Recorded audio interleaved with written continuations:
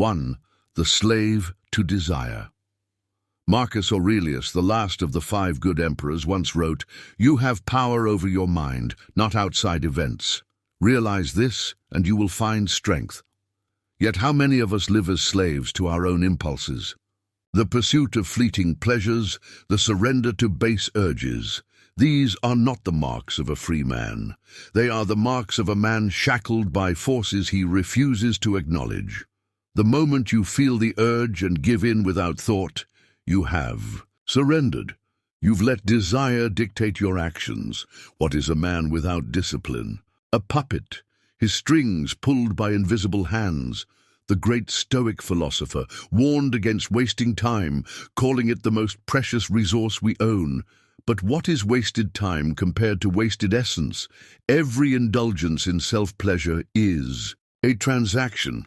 You trade your strength, your energy, your willpower for a fleeting moment of gratification. And what do you get in return? Emptiness, fatigue, the dulling of your spirit.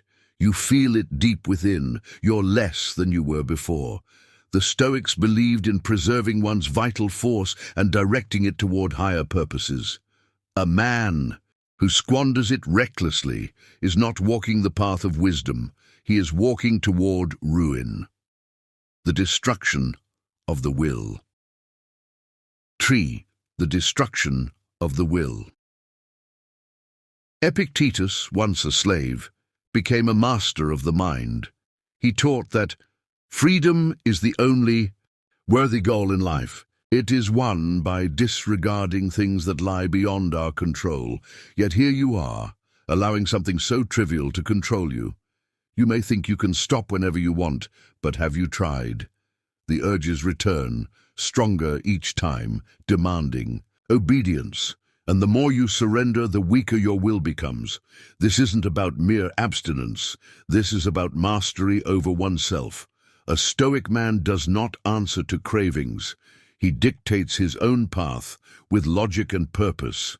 He doesn't barter his potential for temporary pleasure. The weakening of the mind and body. See, the weakening of the mind and body. Modern science confirms what the Stoics knew centuries ago. Constant indulgence in self-pleasure diminishes motivation, reduces testosterone, and dulls ambition. You feel it, don't you? That loss of drive, the inability to push forward with the same fire as before. A lion that has been domesticated forgets how to hunt. A man who drains his essence forgets what it means to be powerful. You were not meant to live in a cycle of instant gratification and regret. You were meant to build, to conquer, to rise above. The erosion of masculine energy. The erosion of masculine energy. Seneca tells us, it is not that we have a short time to live, but that we waste much of it. And what greater waste than the loss of the very energy that makes a man strong? Throughout history, warriors, leaders, and philosophers have recognized the power of retaining one's essence.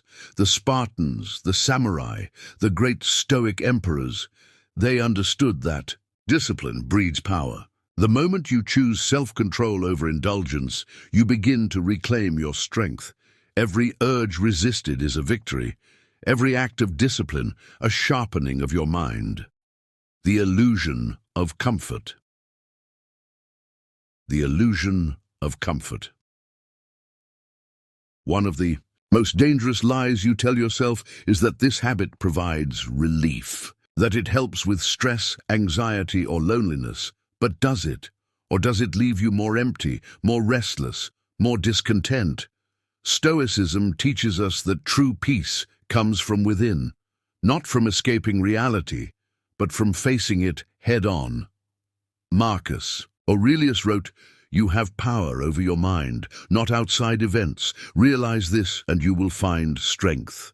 Seeking comfort in indulgence is the way of the weak. Seeking strength in discomfort is the way of the Stoic. The path to true mastery. The path to true mastery. And B, what is the alternative? A life of power, a mind that is clear, focused, untamed by fleeting desires, a body that is strong, no longer drained by overindulgence, a will that is unbreakable. The moment you take control, you reclaim your dignity. You move with purpose, not impulse. You lead rather than follow, and women, success, respect, these things are drawn to the man who is not controlled by his lower nature. This is your wake-up call. You have the choice to continue down the path of indulgence, weakness, and regret, or to rise, to master yourself, to become something greater than you ever thought possible. This is not about morality. This is about strength, your strength.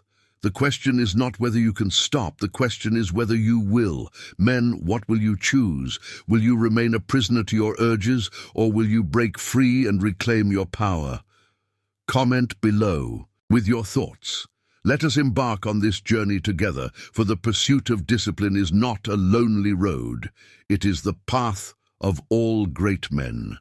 Stay strong, stay disciplined, and above all, stay free.